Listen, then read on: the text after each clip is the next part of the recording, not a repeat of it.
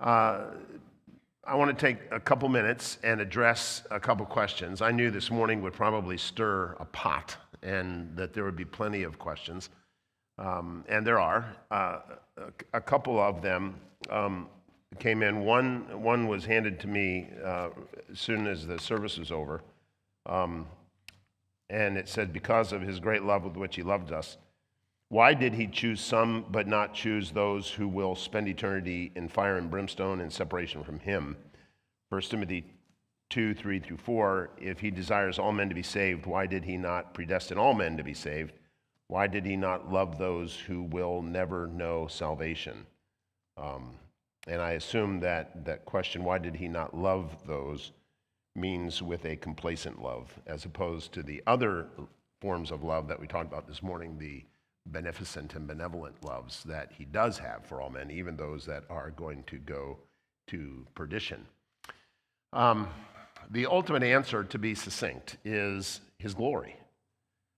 He has determined that his glory is the most important thing over everything, including the satisfaction of his beneficent heart or his benevolent heart. So God will not fulfill his benevolence in order that he might be glorified. And if he determines that he is more glorified by saving some and not all, then he will save some and not all, because he is given to his glory. Now, how that all sorts out is the debate of the ages. You know, that's just something that is argued about in every corner of every seminary throughout time. So how that all works out, we don't have the ability to know. We simply know that he has determined that his glory is best served by both demonstrating hemispheres of his character, such as grace and mercy, long-suffering, forgiveness, compassion, that are only manifested through redemption. And at the same time, allowing the other hemisphere of his being, all those attributes that are perfect, such as justice and hatred towards sin, and these kinds of things, to be displayed in the condemnation of the lost. So his love is beneficent and benevolent to all men, but unique in complacency with those who are redeemed, those who believe, right? Those who are the redeemed. So, and why he doesn't choose everybody is answerable only to the appeal to his predetermined counsel and wisdom, that he would bring himself glory through both the reprobation of the wicked and the redemption of the saints, those who he has chosen. Which brings us to the other question, which is, if you are predestined, what about your free choice,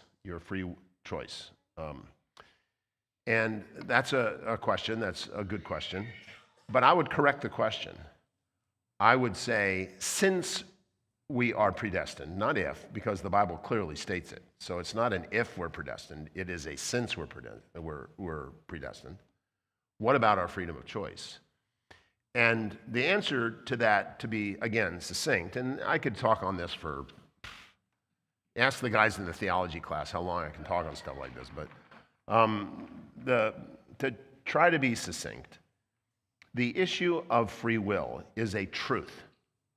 We have free will. There's no question about it. God has free will. There's no question about it. But God is limited in his free will so that he cannot choose things that are contrary to his nature. He cannot lie. He can't go back on a promise. He can't renege on a promise. He can't. His will is limited by his nature. Would you agree with that? Right? He cannot do anything in his will that is inconsistent with his holy nature and all the attributes of his nature. So he has to make choices in the freedom that is consistent with his nature. Similarly, we have free will, but we cannot make choices inconsistent with our nature. And our nature is a fallen, sinful nature.